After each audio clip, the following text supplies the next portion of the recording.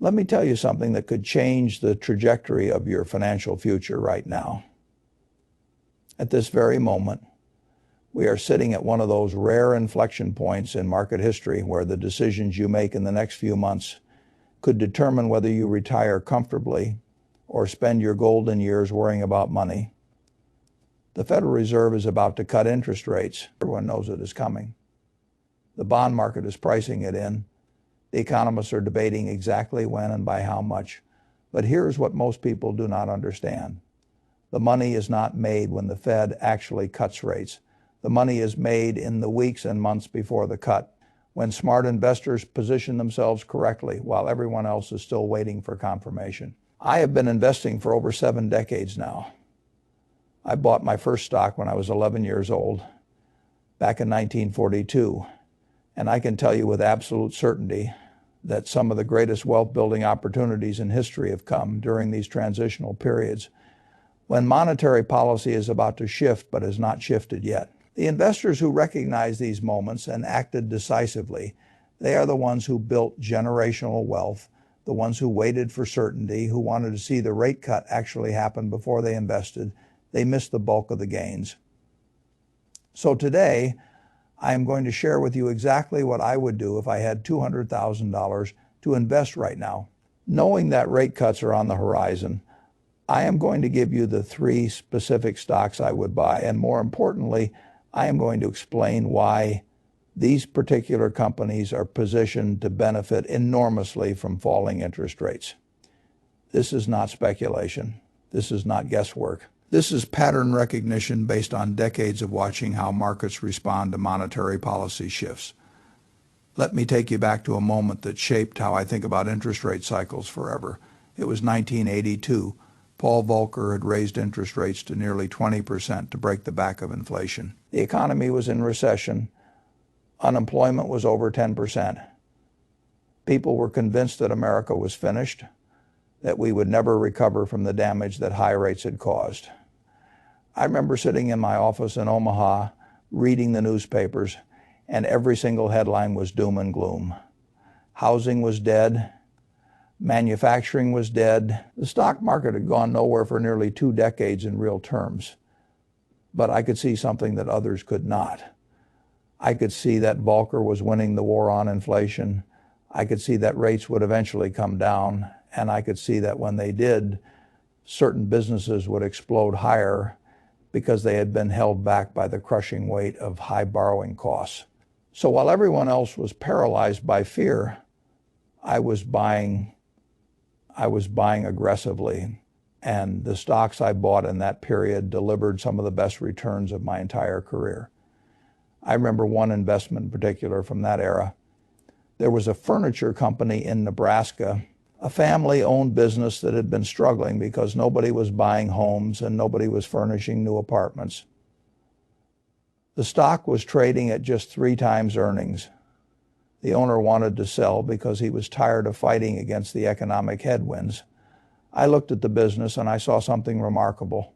The company had no debt. It had loyal customers who had been shopping there for generations. It had real estate that was worth more than the entire market capitalization of the company. And I knew that when rates fell and the housing market recovered, this business would boom. So I bought it. I bought the whole company. And over the next decade, as rates fell from 20% down to single digits, that furniture company grew its earnings by over 500%. The investment returned more than 10 times my initial capital. And it taught me a lesson I have never forgotten. The time to buy rate-sensitive businesses is not when rates are falling. It is before rates fall, when everyone else is still afraid. The same opportunity is presenting itself today. We have just lived through the most aggressive rate hiking cycle in 40 years. The Fed took rates from near zero to over 5% in less than 2 years. That has crushed certain sectors of the economy. It has created tremendous value in companies that have been unfairly punished simply because they are sensitive to interest rates. And now, with inflation coming down and the economy showing signs of strain, the Fed is going to pivot. When they do, the investors who position themselves correctly will see extraordinary returns. Now, let me explain my framework for selecting stocks in a falling rate environment, because this is not as simple as just buying anything that went down when rates went up. You need to understand the mechanics of how lower interest rates actually benefit companies, and you need to distinguish between companies that will see a temporary bounce versus companies that will see a sustained multi-year tailwind. There are three primary ways that falling interest rates benefit businesses. First, they reduce borrowing costs. Companies with significant debt see their interest expenses decline, which flows directly to the bottom line as increased profits. A company paying $500 million a year in interest expense might see that drop to $300 million when rates fall, adding $200 million directly to pre-tax income for a company earning $1 billion in pre-tax profits.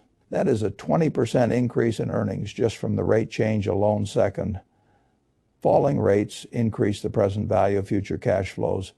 This is a concept that many investors do not fully understand, but it is absolutely critical. When you value a business, you are essentially discounting all of its future cash flows back to today.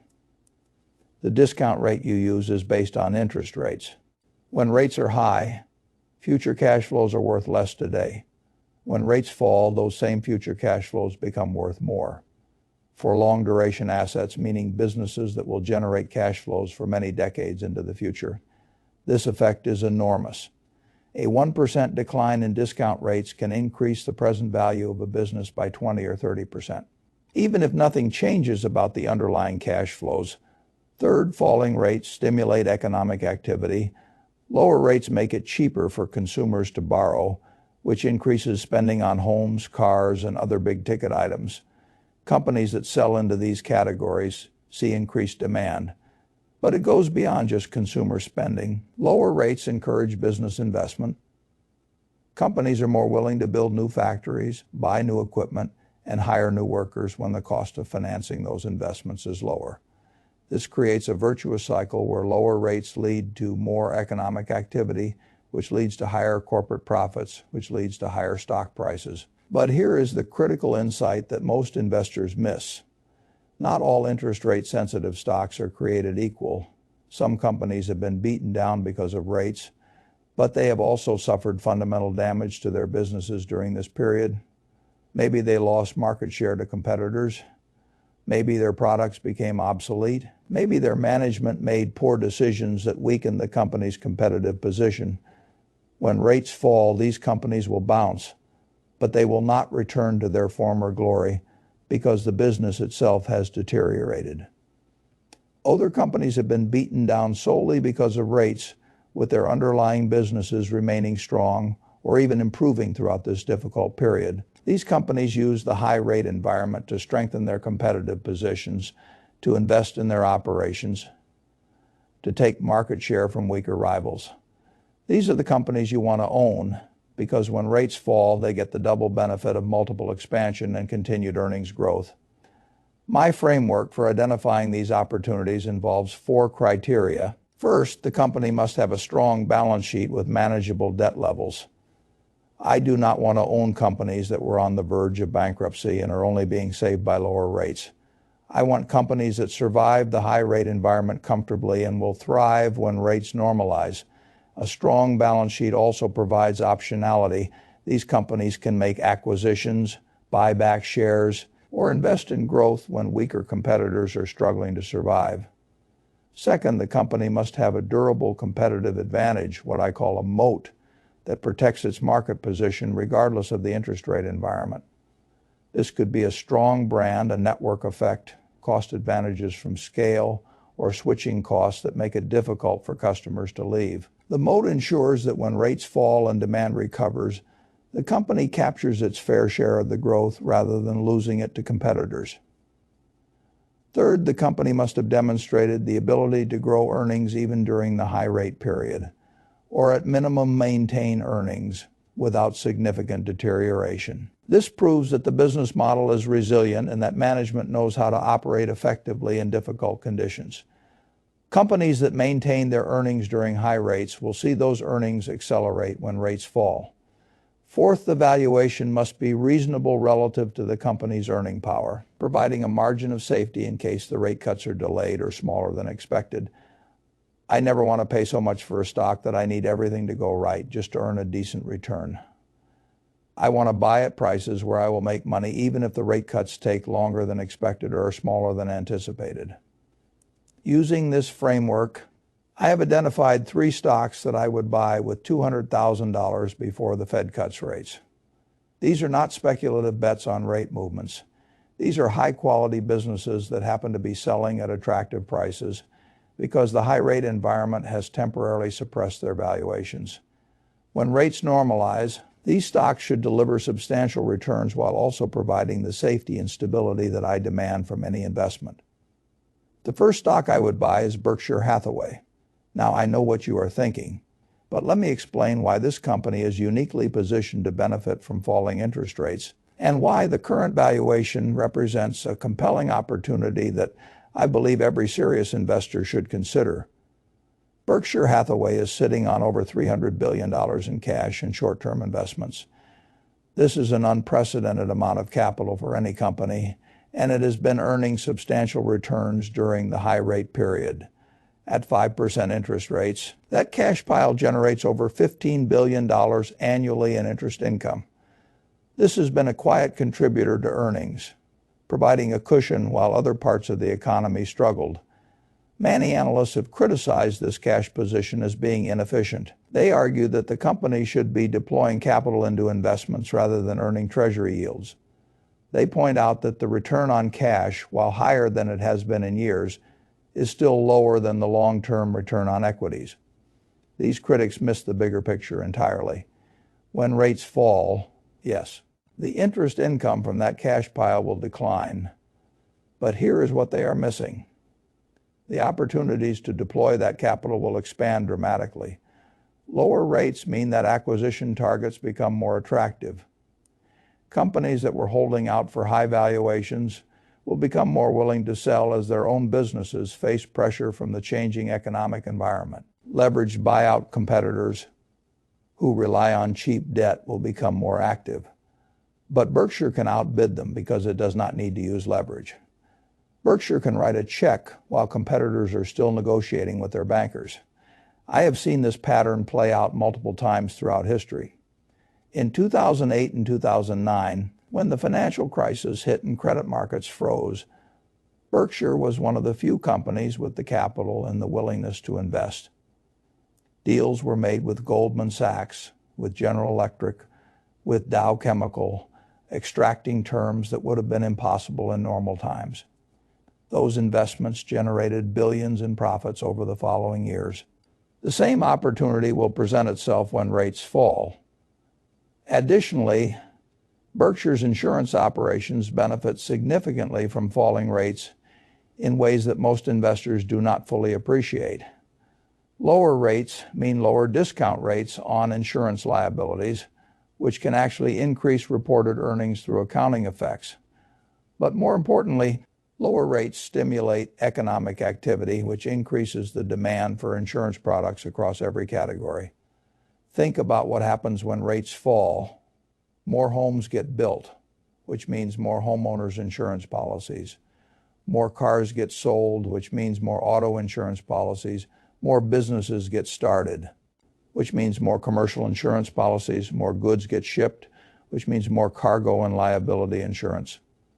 The insurance float that Berkshire generates, currently over $150 billion, becomes even more valuable as the volume of premiums increases.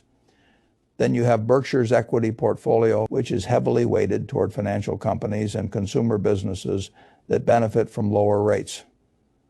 The massive stake in Bank of America will see multiple expansion as the market assigns higher valuations to bank earnings in a lower rate environment. American Express will benefit from increased consumer spending. The holdings represent quality businesses that will thrive when economic activity picks up. At current prices, Berkshire is trading at roughly 1.5 times book value, which is at the lower end of its historical range.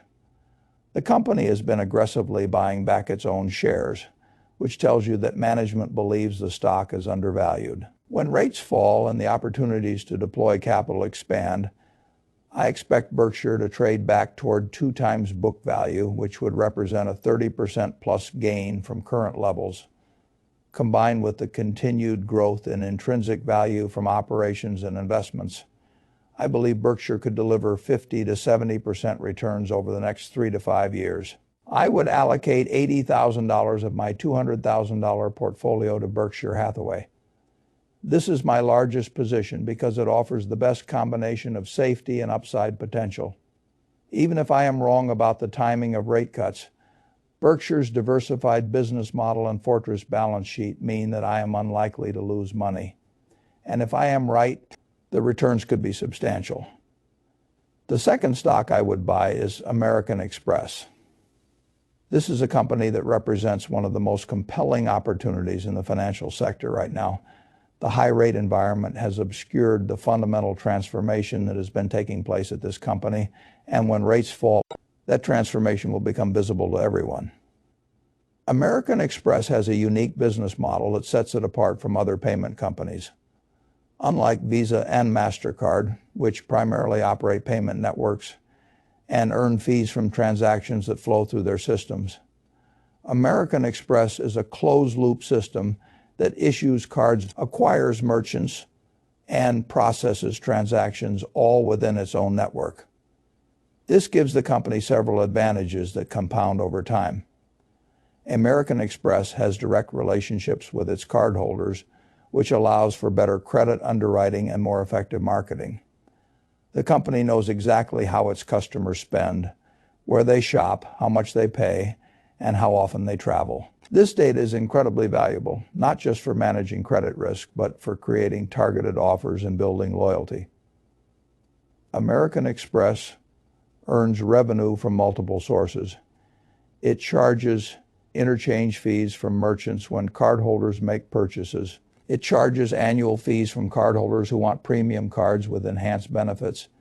It earns interest income from cardholders who carry balances. And it earns fees from a variety of other services, including travel booking and business solutions.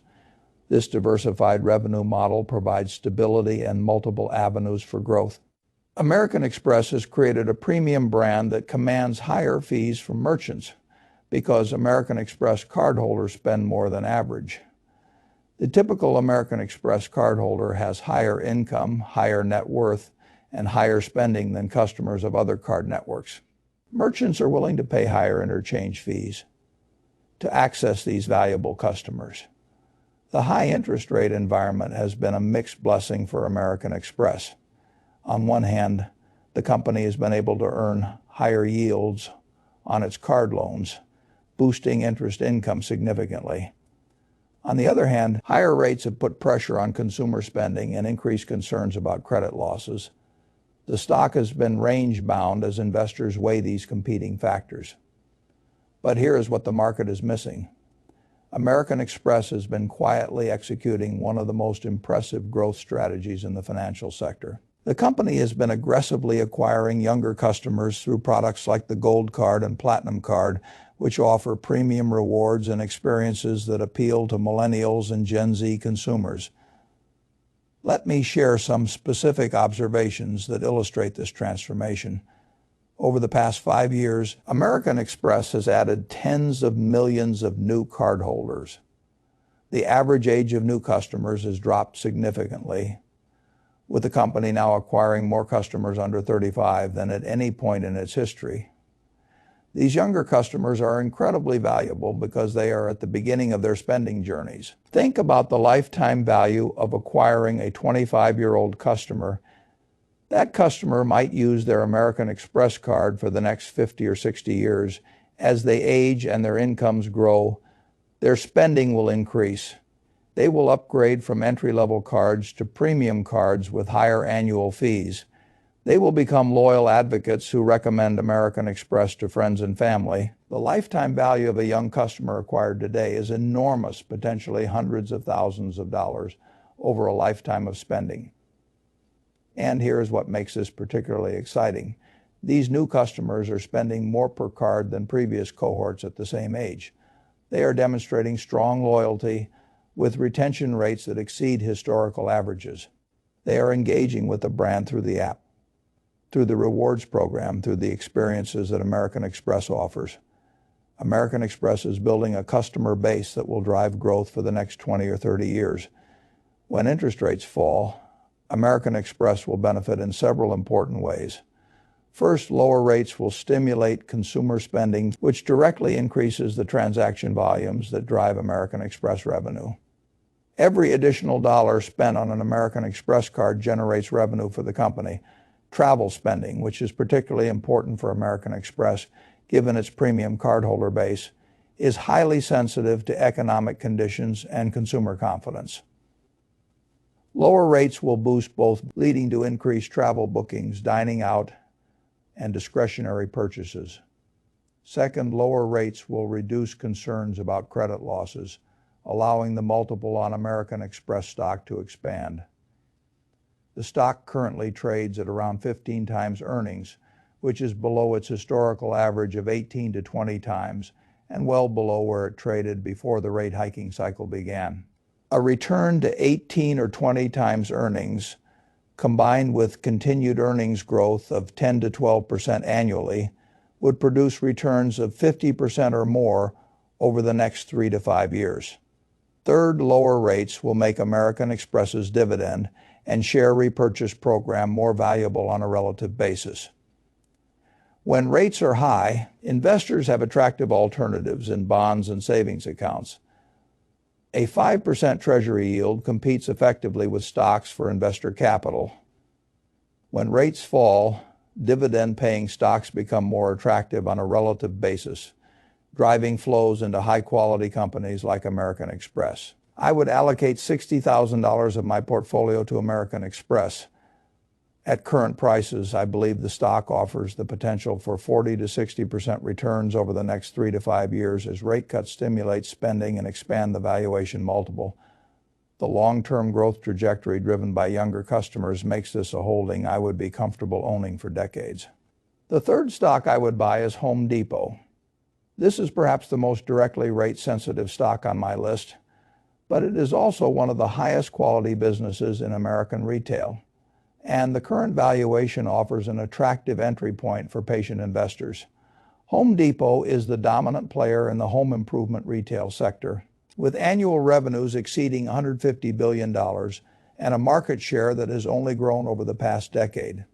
The company operates over 2,000 stores across North America, each one averaging about 100,000 square feet of retail space, plus additional outdoor garden center space. The scale of operations is truly remarkable. The company has built an incredible competitive moat through multiple reinforcing advantages.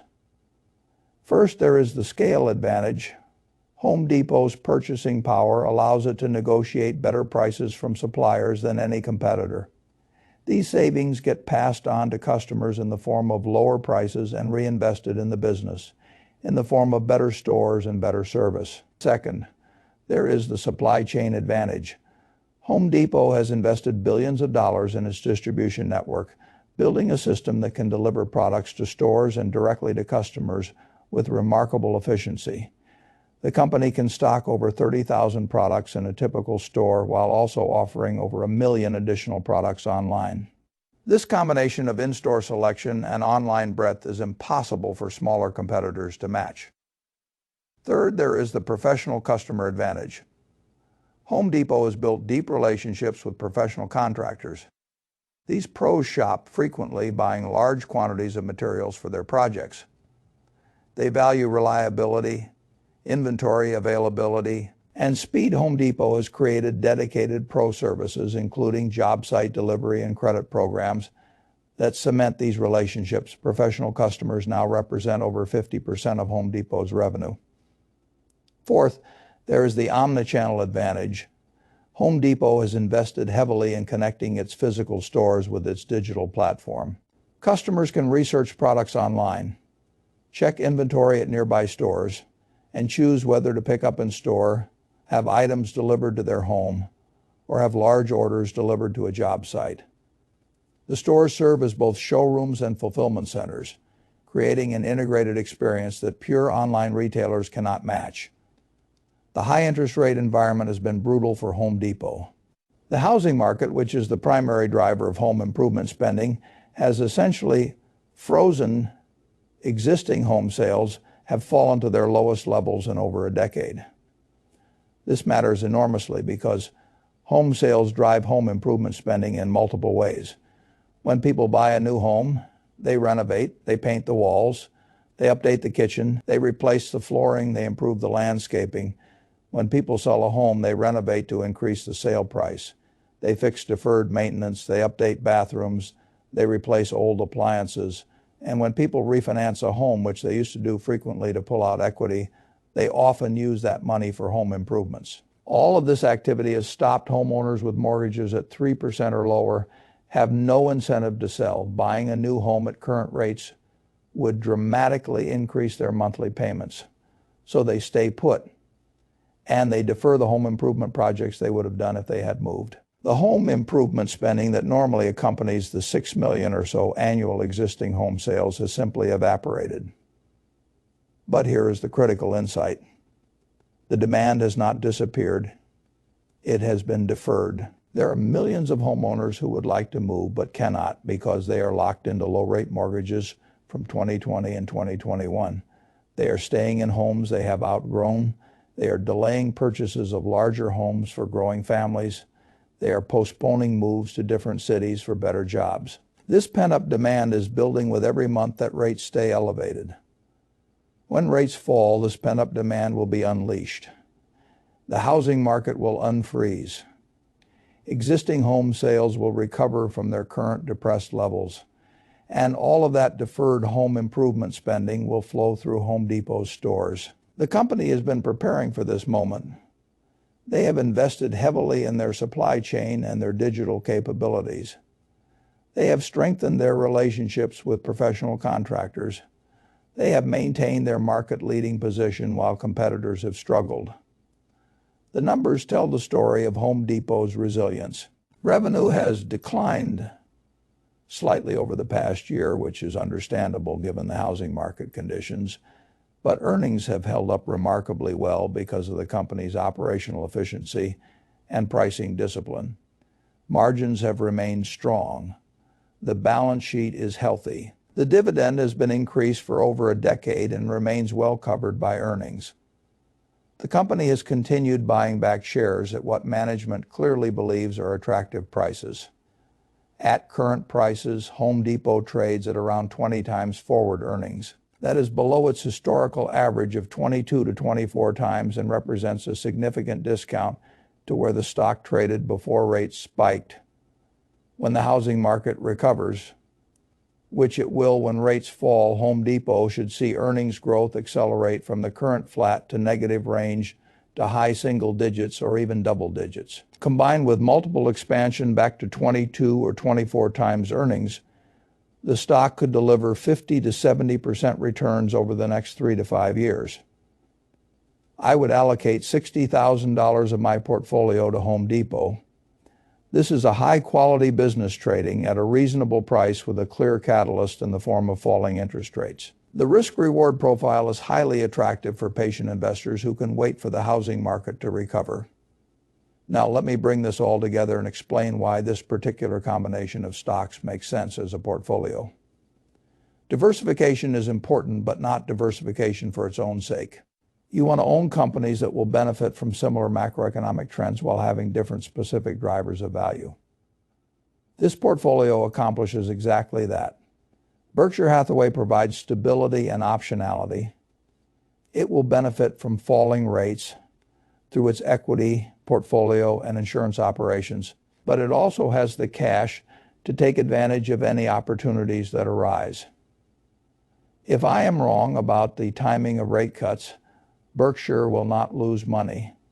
It will simply continue compounding intrinsic value at its normal pace of 8 to 10% annually. American Express provides exposure to the consumer spending recovery that will accompany lower rates. It also provides exposure to the long-term trend of digital payments replacing cash, which will continue regardless of the interest rate environment. The company's investment in younger customers means that growth will continue for decades even after the rate cut catalyst plays out. Home Depot provides the most direct exposure to falling rates through the housing market. It is the most volatile of the three positions, but it also has the highest potential returns if rates fall as expected. The pent-up demand in housing is enormous, and Home Depot is the best positioned company to capture that demand. Together, these three stocks provide a balanced portfolio that should outperform significantly when rates fall, while also providing protection if rates stay higher for longer than expected. The total investment of $200,000 is allocated $80,000 to Berkshire, $60,000 to American Express, and $60,000 to Home Depot. Let me address some potential concerns you might have about this strategy. First, what if the Fed does not cut rates as soon as expected? This is a valid concern, and it is why I have emphasized quality throughout this discussion. All three of these companies will continue to perform well even if rates stay elevated. Their businesses are not dependent on rate cuts for survival. Rate cuts are simply a catalyst that will accelerate their stock price appreciation. If cuts are delayed by 6 months or even a year, you still own three excellent businesses at reasonable valuations. Second, what if there is a recession? Berkshire has survived and thrived through every recession in modern history. The company actually performs relatively better during recessions because it has the capital to take advantage of opportunities when others are struggling. American Express has a premium customer base that is less affected by economic downturns than the average consumer. Home Depot has professional customers who need supplies regardless of economic conditions. These are not fragile businesses that will collapse in a downturn. What about inflation? What if inflation reaccelerates and the Fed has to raise rates further? I believe this is unlikely given the current trajectory of inflation data, but it is not impossible. If it happens, these three stocks will face pressure in the short term, but all three companies have pricing power. In an inflationary environment, you want to own businesses with pricing power, and all three of these companies have it in abundance. The key to successful investing is not predicting the future with certainty. The key is positioning yourself to benefit from likely outcomes while protecting yourself against unlikely but possible negative scenarios. This portfolio does exactly that. It is positioned to benefit significantly from falling interest rates, which I believe is the most likely scenario. But it is also constructed with high-quality businesses that will protect your capital if things do not go according to plan.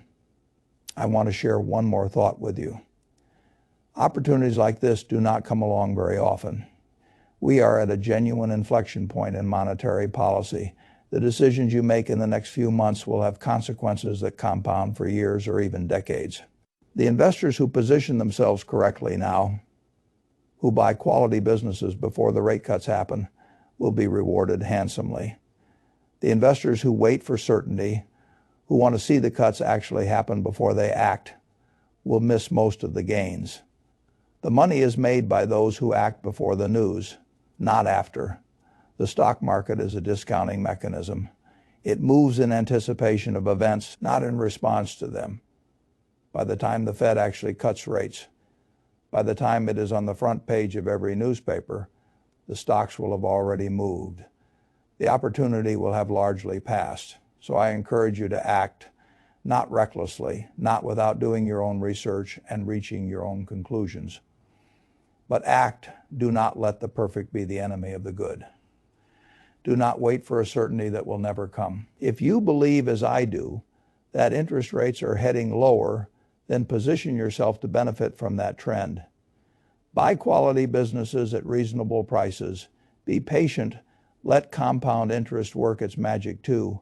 $100,000 invested wisely today could become $500,000 or even $1 million over the next decade. That is not a fantasy. That is the math of compound returns applied to high-quality businesses purchased at reasonable valuations during a period of temporary dislocation. The opportunity is real. The question is whether you will seize it or whether you will let it pass while waiting for more certainty. I have given you my best thinking on how to position a portfolio for falling interest rates. I have shared the 3 stocks I would buy and explained in detail why each one represents a compelling opportunity. The framework I have described can guide your own investment decisions, even if you choose different stocks. Now it is up to you to take this information and act on it. The future belongs to those who prepare for it.